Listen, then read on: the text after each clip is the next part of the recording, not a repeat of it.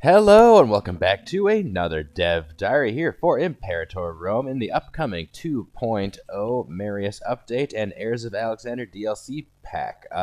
Today we're going to be talking about important balance changes and yet another mission tree. So, like the last several Dev Diaries, it's sort of a two-parter. We have Ario talking about sort of fundamentals, fundamental game design, and mechanics and changes in that realm, followed by an in-depth look at a new mission tree. So, before we get into anything that's covered here, unfortunately there's still not a release date announced for Marius 2.0 in Imperator Rome.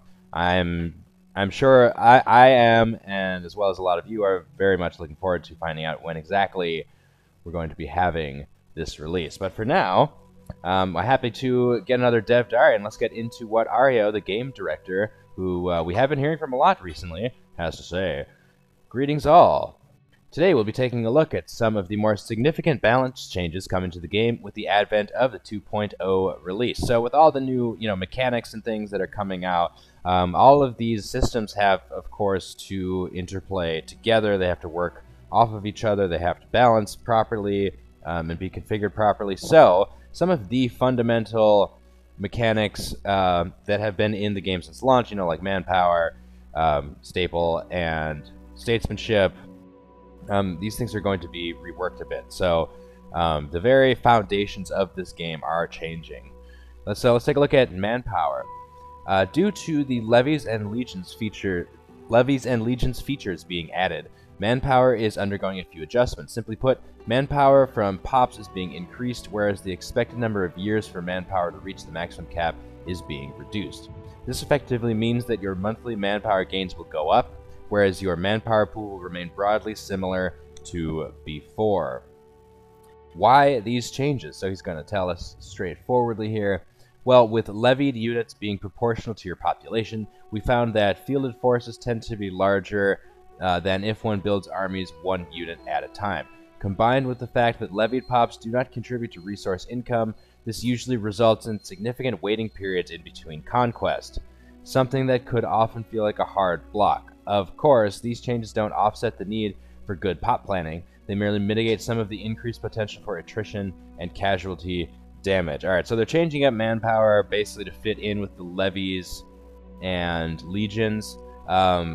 Military rework that is coming with the Marius 2.0 pack update. So now instead of just clicking on your territories to get your specific units or whatever, now you have to raise levies and legions, so are entirely different things. So there are other Dev Diaries on that. I've covered it here on the channel before, and I welcome you to go check it out. So basically what they're saying is they're trying to balance manpower with these new mechanics in a way that allows you to not get entirely crippled in case you sort of run out of manpower. So you have to have good pop planning because, of course, your levies, your capabilities to field a large force are tied in to your pop, your pops, how many people you have in your territories. And they're making it so that it's less devastating, basically, to lose everybody. And it'll make it so that you're not going to be in a position where you have to wait forever to make your next conquest. Okay, moving on to statesmanship. As of 2.0, statesmanship will be vastly more important than prominence in Republican elections, simulating more of a meritocratic/political aspect to character importance. It should become more likely to have long-serving officials be elected consul than those with inherent prominence from one of many sources. Okay, this is cool. So this is just a quick note on republics, which, in my opinion, the political system in republics, the whole election system that they have in place, could use some tinkering, could use some tweaking, and I know that those things are coming, and they even came out with a DLC for that already, the one before the last one. But I still think it needs a little bit of work, and this is definitely a step in the right direction. So statesmanship, this mechanic. So each character has a certain amount of statesmanship, and it matters in terms of which offices they hold and how well they'll do in a republican system. So this in particular, so the characters in Imperator Rome, they're not going to be to the level of CK3 at all, but they should matter. It should matter a little bit. So if there's a personage who has been in Roman politics for a long time, or any republican civilization, they're more likely to become consul now, because they're in the system, and their presence there has allowed them to accrue statesmanship, which they then use to sort of climb to the top. So it's an actual political ecosystem that makes sense now, which is good. So let's move on. That's just a brief point. Subjects and integration. The per pop cost to integrate subjects has been reduced significantly, as often pop growth would end up outstripping integration speed for larger subjects. Yeah, this happened to me all the time. This has happened to me many, many times when I've been playing as in Imperator Rome. So, like, when you get pretty large, especially as, let's say, for example, the Antigonid Kingdom, you have a lot of feudatories and client states and the like. So say you want to integrate Cappadocia. When you start doing that, it depends how late you are in the game, but pop growth can far exceed the rate at which you're actually integrating Cappadocia into your empire. So I'm glad that they're addressing this, because it would actually made it impossible to calculate when it would happen, and the dates given by the game would keep being pushed back because of pop growth and the like.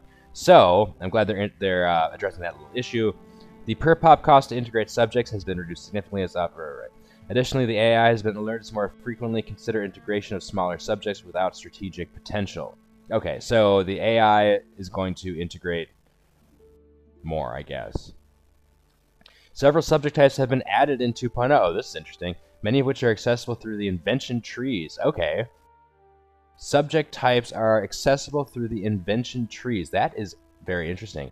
When activated, it allows formation of league city subjects from your city territories. These specialize in trades, produce sex, trade goods. Okay, wow. Subject types have been added in 2.0. I would definitely like more information on that. In the last video, I mentioned that tribal vassals are just absolutely a waste of time. I would rather not have, most of the time, unless I just really don't want to worry about a frontier area, I would rather just not have a tribal vassal so that I could potentially acquire their territory than even have one. Okay, so if you can work your way through the tech tree, then you can become more sophisticated in statecraft. So as you become more sophisticated in statecraft, then you are able to develop more sophisticated relationships with smaller states that can become your vassal, client, and the like, subject states. So I would like to know more about that. That sounds really cool. Maybe that'll be in a future dev diary. Additionally, previously tagged specific subjects such as Syracuse mercenary state subject type can also be unlocked through the innovation tree, provided the Magna Graecia content pack is owned. Syracuse will start with this subject type unlocked. Okay. Tag specific subjects such as Syracuse mercenary state subject type. So, okay, so they have different subject types. Very cool. And this mercenary state subject is one such example, which they already have in the Syracuse in the Magna Graecia content pack. Okay, moving on to oratory inventions. During development of the oratory tree, it became apparent that more diplomatic keystone-style effects were required. Several have been added and tie into protectionism and intervention. Interesting. Okay, so yeah, last time we looked at these trees, they weren't exactly complete. So they want to have more keystones and the like. Proportional agreements. Base cost 1 thing. What is this thing? I don't know what this icon is. Interesting.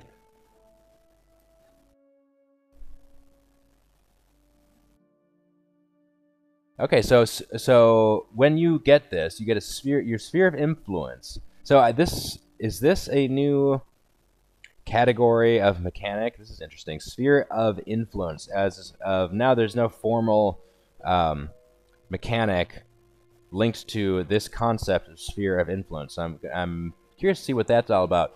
Neighboring countries with fewer than 12 territories that we have guaranteed will have a small chance over time to offer to become our subject. This chance is increased by the charisma of our ruler and our relative power. When active, tribute income plus 10%, diplomatic reputation plus 3. That's really cool. I really like the nuance to that sort of thing. That's definitely one of the areas of the game that are lacking in terms of, just appreciable flavor, on how the system works. So in antiquity, a lot of the Romans expanded their power through various client-subject relationships with the neighboring smaller powers. And so, for example, rulers would sign their wills to the effect of giving Rome control and the like. A lot of this was achieved through, the particular Roman style of diplomacy, which they were able to develop over time by developing more and more sophisticated methods of statecraft and diplomacy to create these contracts, to create these situations where they end up benefiting this way. And I think that this is an excellent attempt to portray the complexity and nuance of the sort of subject-state dynamics of the time period. So yeah, I definitely like this. I want to know more about League cities and the different subject types that we can expect in Marius 2.0. Let's take a look at this image. Power diplomacy. When active, reduced intervention restrictions. What are intervention restrictions? Interesting. So they did mention protectionism and intervention. So protectionism, does that mean trade? I'm not sure. Intervention, so maybe this will give you the ability to intervene in wars, cast a spell to that effect. Not really sure. So it's not clear what this reduced intervention restriction means. While the sum of the various keystone inventions can certainly seem very powerful, the limiting factor will be how one spends the limited number of innovations one receives over the course of a campaign. Right, so they've made it clear several times now that it will be near impossible, if not impossible, to complete tech trees. So it's going to be, you have to be strategic about how exactly, which branch of the tech tree you're going to go down, what specialties that would really be suited to your particular situation. So you're going to get a limited number of innovations over the course of a campaign, not the whole thing. That's what is being suggested here. Situational choice remains relevant. Situational choice, I would say, is more than relevant. So situational choice is the entire tech process, strategic situational choice, and allows for tailoring national capabilities according to desired playstyle. This is great. I can't wait to try. I cannot wait to try this out. This is the type of thing Imperator Rome has been lacking. While the invention trees still contain numerous modifier changes, we've tried to add plenty of decisions or unlockables that affect how you play the game as well. I like that. I like that decision. So up until now, basically, all the tech tree innovations just give you buffs, and that's fine. I mean, that's cool. You see, you want that, but it's having decisions and unlockables and things that move the story along and create the ecosystem of your campaign and help you with the story to give you a satisfying time with the campaign. All of this is good. So, and it does seem like the invention trees, they've probably been testing it, they're balancing it, rebalancing it, and it does seem like they're still sort of tweaking and working on it. They're not done yet. Again, there is no release date announcement for the update. Now, mercenaries are another thing that sort of need tweaking. So as of now, they're just random stacks, basically sprinkled across the map in different spots, and they grow larger with over the passage of time, and they just sort of hang out on the map, and you can hire them for money. It's it's serviceable. It's not very immersive though. The size of mercenary stacks now has a greater scaling based on where they are situated. This ensures that they maintain long-term viability and allows you to better grow mercenary bands for your own nefarious purposes. This functionally previously existed, but was heavily reduced due to the propensity for ludicrous mercenary stacks. More reasonable scaling has been applied. Okay. So, I guess what they're saying is, some mercenary stacks lose viability over the course of a campaign, and I guess we can suppose that they disappear from the map. And then they're talking about what I just mentioned before, talking about mercenaries, was that by the end of the campaign, you have just ridiculous mercenary stacks that just hang out. I do find this interesting. Allows you to better grow mercenary bands for your own nefarious purposes. Yes, I know this is a thing. What I would like is, I don't oppose that at all, but what I would like is some interactivity with the mercenary leader, with the mercenary bands, to sort of, you know, make a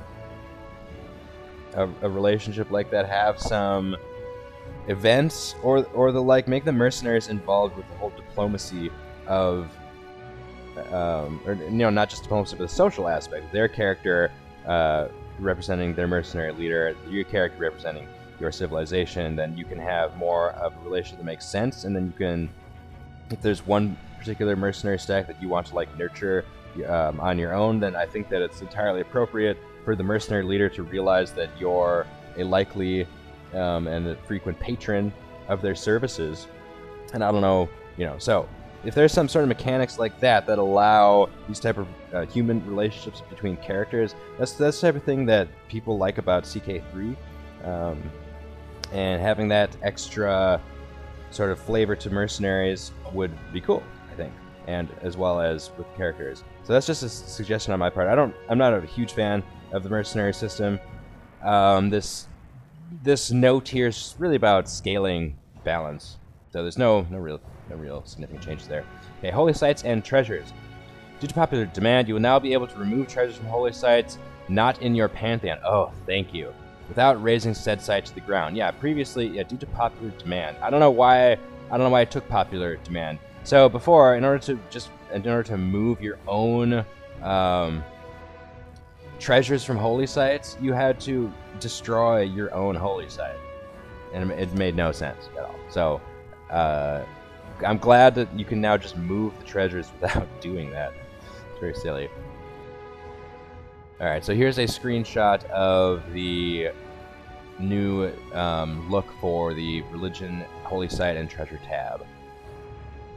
And let's keep going. Additionally, holy sites have been given more prominence in the territory UI, where the holy site image will now replace the city status image and will also show any treasures currently in the territory.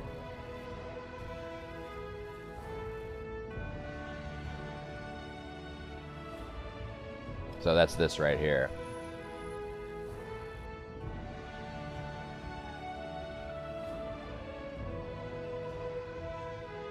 Okay, treasures are a gameplay feature that were previously very difficult to interact with, as many of you have pointed out. Right, these changes ought to mitigate some of those concerns. Yeah, they made it impossible to interact with them without raising a holy site to the ground. So that, I mean, I'm glad that there's some middle ground here where you don't have to do that in order to actually interact with these cool things that they've dropped in the world. So in this image here, we can actually see holy site treasures displayed prominently as they were talking about. That's cool. Doesn't say what they do right here. Maybe you can click on them. I don't know. But yeah, the UI changes I definitely approve of. Everything looks great. I'm getting pretty excited here. Okay, AI expansion. Well, it's very difficult to balance optimal play and historical accuracy for the AI. I can appreciate the difficulty of that balance for the devs, and I can also appreciate that balance for the players. So we don't want to be railroaded, but we also want something that's historically accurate, and that is a tough balance. I'd say that's one of the chief challenges of developing a game like this, as far as I'm concerned. So let's see what they have to say about that. We've changed the way that the AI evaluates potential wars. Interesting.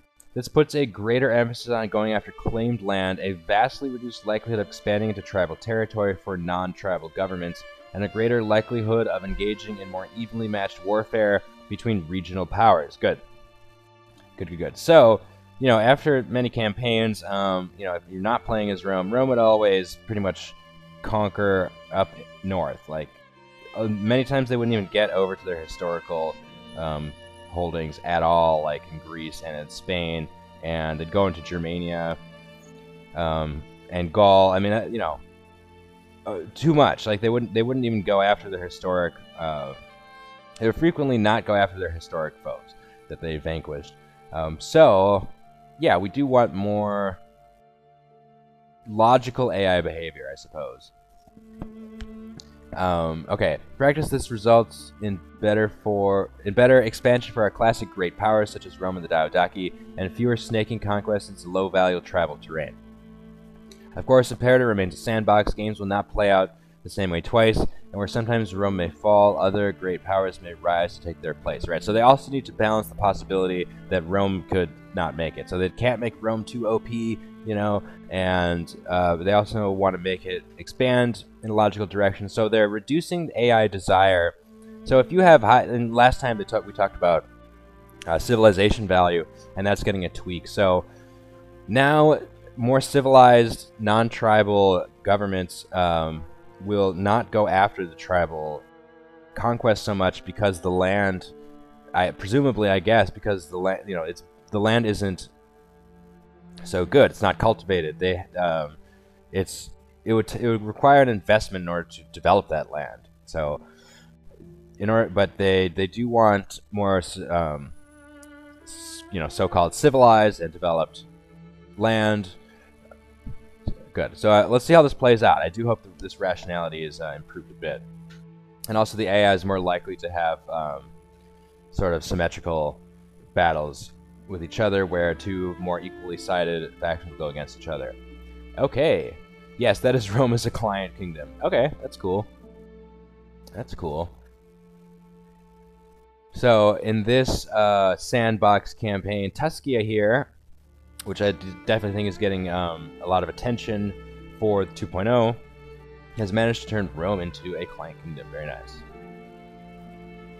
Okay, so that's it for Ario, and now I shall hand over to Chomp Mist, who will take you through the final essential mission for any successful Diadoch. Alright, so just like last week, we have Ario, followed by Chomp Mist, the content designer, and he has yet another mission tree for us. So I thought last week I did say that with the latest Macedon / Antipatrid mission tree, that was the last mission tree that they were going to detail for the Heirs of Alexander DLC pack because they were out of Diadochi. But I was mistaken. There's yet another mission tree. This one looks more general, maybe. Okay, so let's see what Chop Mist has to say.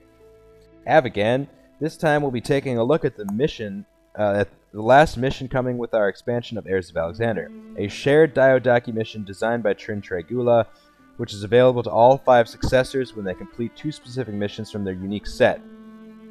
E.g., Egypt must complete Eastern Border and Thalassacre Sea. Okay, very cool. So this is a bit of a surprise to me. So once you finish a couple of your unique Diadochi mission trees, then this general Hellenistic Empire mission tree becomes available to you, with the final achievement down here being Heirs of Alexander, the titular the title of the DLC pack. Named Diadochi Empire, interesting, the mission provides a late-game challenge and thus expects you to already be a large nation, and directs you in establishing a new kind of realm that will fulfill Alexander's dream of a lasting empire. That's very good. So to be frank, the mission trees are very useful when you're small. The boosts that they give you help a lot when you're trying to sort of, climb the ladder, as it were, in Imperator Rome. Go from small to medium to large. The missions help a lot. But once you're rather a large empire, the missions are, you don't need them. You don't need them.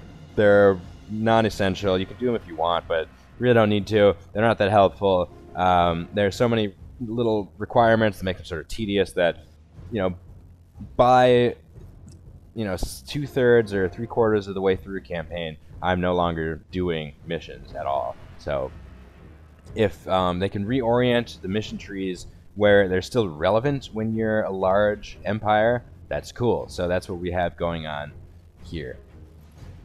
Okay, named Diadochi, right. It also sets out to draw up what might have been if a historical, lasting, united Hellenistic empire were to dominate the Mediterranean instead of Rome.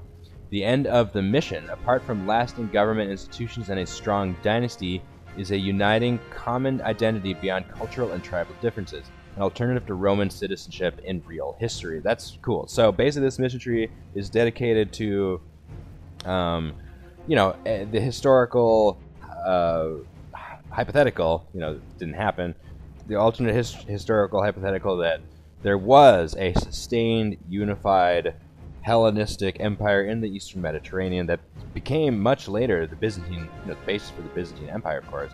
But from, you know, from Alexandria in Egypt all the way up to, you know, Macedon down to the Greek Peninsula and that large chunk of Anatolia and Cyprus and all of that, if that had been a sustained, unified empire as an alternative to Rome, this is the hypothesis here. So that's cool.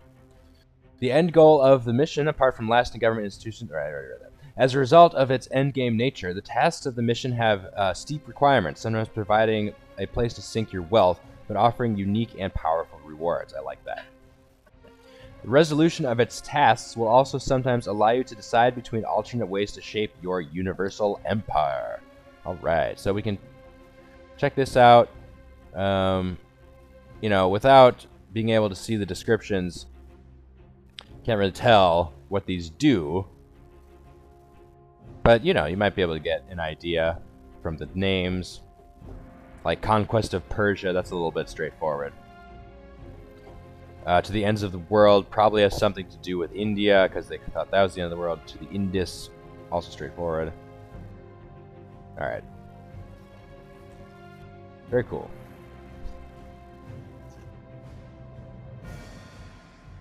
The right-hand path will first set you up with claims on Alexander's entire empire in case they have been lost via the Epigene event, and then ask you to conquer any core regions of Alexander's empire to remain independent, Macedon, Mesopotamia, and or Egypt, depending on which lands you already own, and give you a choice on how to govern them, with direct rule over such a large empire being quite taxing. Okay, so as I was saying, without the exact description, we can't know exactly what these do, but he said on the right side, okay, so we can actually sort of put this together. So, Barons of Macedonia, of Macedon, you want, so this is probably about Macedon, to the strongest. Of course, this is the reference to who should rule. Alexander supposedly said his dying words that were like, hey, my lord, who should your empire go to? And he's like, the strongest, or whatever. 2 rivers, Tigris and Euphrates, maybe. An imperial capital, it's probably just whatever your capital is, but maybe it's Babylon. Maybe it's Alexandria, who knows. The granary of the Mediterranean, probably a reference to Mesopotamia or Egypt. Conquest of Persia and to the Indus. So the right-hand side is conquest, as they said, giving you claims and stuff.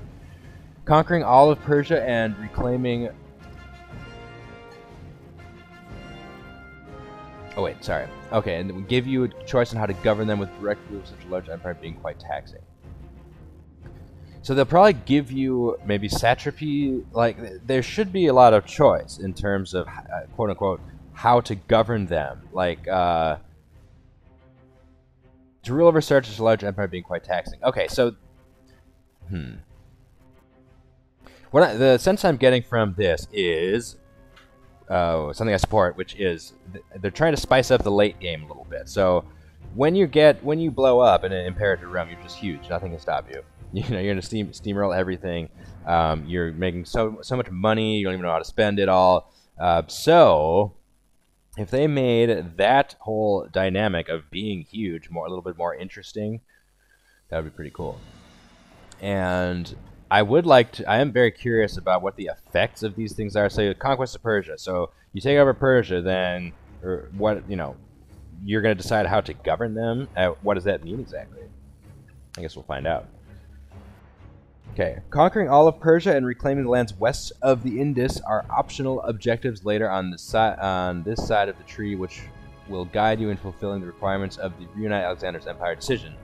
which as before changes your country's name and color.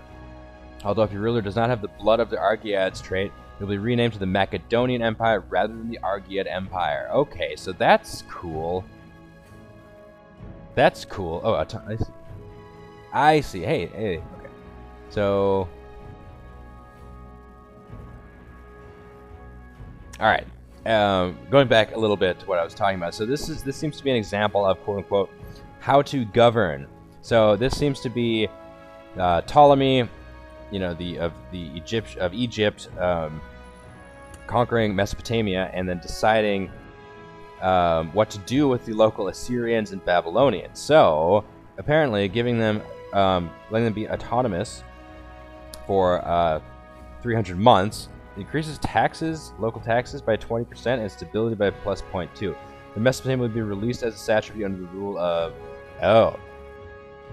yeah, so you get it as a client state, right? Satrapy essentially, and that will really help it grow and become stable. Oh no, I see. Egypt gains the tax and stability change benefit. Interesting. But it does not show you here what the alternative is. What are the penalties if you choose the other option? Only through our own direct influence can they flourish. I would be interested to see that. To live up to the empire of old, you must ensure your capital has a great work, decision built and starting wonders such as pyramids, pharos, etc. count, ensuring it is a lasting metropolis. Okay, so a long time ago, there's a dev diary on one of the new things coming in 2.0, which is the ability to build wonders and stuff, great works, so-called. And so apparently, you need one of those in order to have a in order to quote unquote live up to the empire of old. I like that though. So that's surely tied in with an imperial capital. This mission here. Okay. And I do want to make another comment about this change. So now, as the Diadochi, as any Greek culture power, actually, whenever you conquer the requisite amount of territory, you can become the Argead Empire, basically, the successor to Alexander, even if you're not related to the man at all. So now, I don't know if it still applies to all Greek cultures, or just the Diadochi, but instead of being the Argead Empire, it's the Macedonian Empire, unless now the only way to actually form the Argead Empire is to be related to Alexander, which, that's cool. I mean, so that should be far more rare now, and they should be different things, and I definitely appreciate this distinction, and I think it's the right call.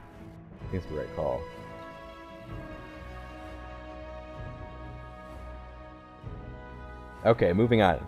For this vast empire to function, the food supply must be organized properly, inspired by the Roman bread doles. It will be quite the undertaking to ensure the poor are fed and order is maintained, and your choice in handling this matter will have lasting consequences. Alright, so this is the granary of the Mediterranean that is in the mission tree here. Okay. Years of conflict have left fields, fallow, and roads open to brigands and robber barons. From Mesopotamia to Egypt, there are calls for a police force to protect Egyptian farmers and the roads that are used to bring their produce to the needy. Diadotis Dionid has presented us with a plan to build up such a force, separate from the army, tasked only with upholding the imperial peace, enabling free travel, protecting those who work the land. Ptolemaeus I, Soter Legid, controls the greatest grain-producing regions in the world. There is no reason our subjects should ever need to go hungry, if we can only protect those who grow and transport food within the Egyptian Empire. Cool. So you get a police force?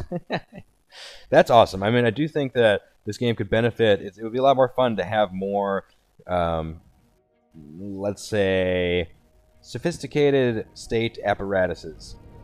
Because it is a time period. The evolution of the Roman state is one of the more interesting things, the various institutions that they used, the various things that they innovated, the various things that they got from the Greeks and from others. That is an interesting subfield of the study of that type of history, and this is cool. anytime you add any kind of flavor or interplay like this, I like. And this, to go back to the point I was making earlier about mercenaries, I think that you should have the ability to have this sort of event or this sort of relationship with a mercenary leader to get that sort of different kind of relationship. Cool. Okay, parallel to this, the left-hand path. So now we're moving on to the left-hand path over here. The left-hand path demands that you have the Empire government form if you are to manage such a large realm effectively, before inviting you to patronize the gods and asking you to assemble the Anthologia Philosophicae. 9 unique scholarly treasures scattered across the world, which will be combined into one to prove your dominant position as a center of learning and ensure the survival of the world's knowledge for posterity. What? Okay, so there are scholarly treasures that you have to collect, apparently, all over the world. So, I guess you have to send missions specifically to get these things? Alright, well, this is huge. Anthologia Philosophicae. Population capacity plus 50%. Local research points plus 55%.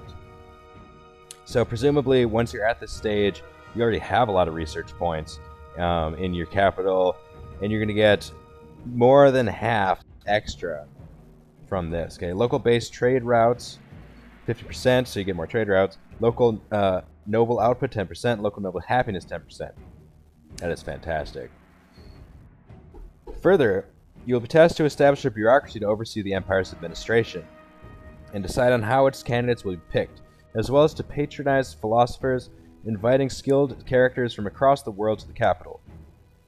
A royal school will also be established, granting all current and future members of the ruling dynasty by blood extra skills in a chosen category to ensure the Empire's leaders are up to the task. Fantastic. Yeah, they need more of this stuff. You should be able to pass down things to your heirs and develop a bureaucracy, develop an education system, develop things that allow you to make things better.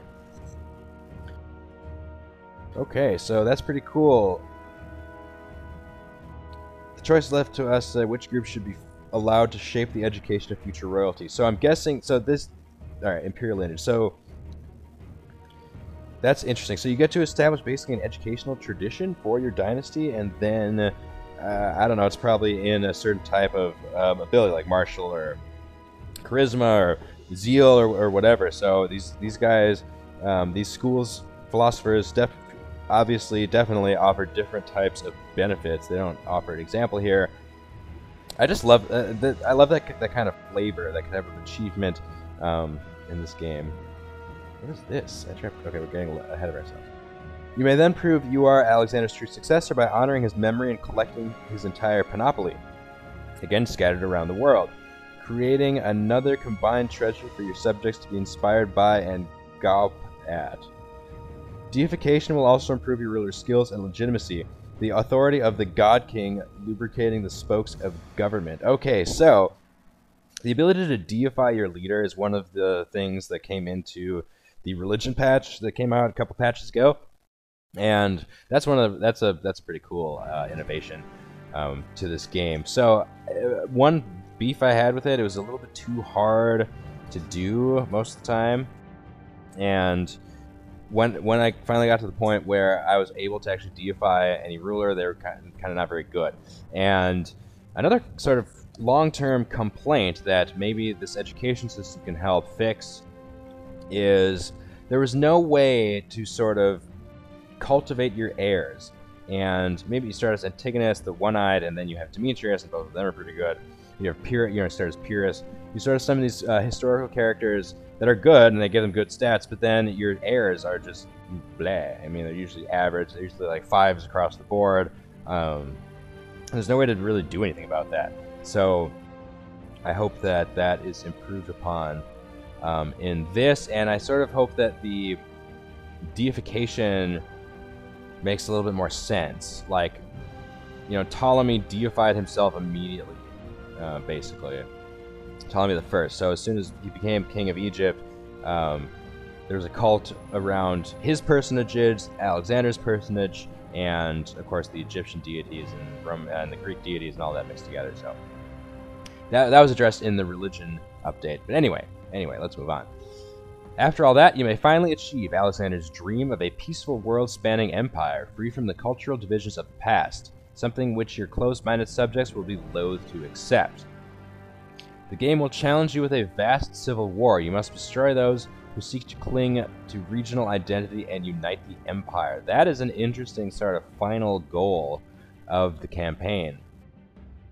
So that's what this map is. This is that civil war eventuality whereby you try to I don't know what to say. You try to new age, mix all the cultures together, and your knuckle-dragging subjects are loath to do that. So you have to convince them through civil war. And I suppose on the other side of all of that, once you achieve victory in this civil war, then all of the cultures are integrated or something. All of the cultures are integrated into the Macedonian Empire, or one culture emerges or something. It's not clear yet, but I would be very interested to see, because controlling this vast area, you have a lot of culture groups in it, and you cannot integrate all of them. You can only create a few strategically. So it will be hard to maintain an empire this large anyway. Okay, so it doesn't say, I don't think, what the benefit will be to replace regional identity with a universal imperial one. Interesting, though. It's an interesting idea. If you survive that, you will have nothing left to prove to your subjects or the gods, and Alexander's ambitions will finally have been realized. A new Hellenistic culture, it does say, will be adopted by the state and its elite, spreading to the capital and larger cities first, representing the mixing of cultures and the common identity shared by all subjects of the god kings of your Hellenistic empire. Okay, so that is the final goal, to basically found a new culture that will spread from your, civilized, sophisticated population centers out to the vast, spanning empire that you've created. And that is the last item in the tree here, the mission tree, heirs of Alexander,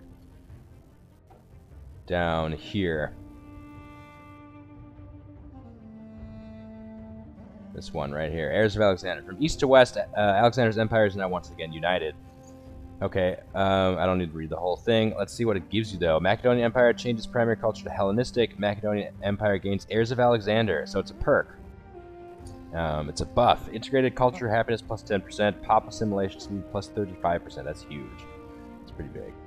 So, yeah, this is your end goal. As a Diadochi, I suppose. Interesting. Yeah, that's cool. It's very interesting. And that's all from me. Okay, so we have reached the end of the Dev Diary. More good stuff from Arhio and Chomp Mist. Right? Chomp Mist? Yeah. So, unfortunately, though, there's still no announcement for a release date. I'm anxiously awaiting that announcement, and when it does come, you can find it right here on this channel, where we cover all the Dev Diaries for the upcoming Imperator Rome 2.0 Marius update and Heirs of Alexander DLC pack. But until the next Dev Diary, please comment, like, share, and subscribe. Hit that bell notification button. Thank you very much for watching, and I'll catch you in the next Dev Diary. Until then, bye-bye.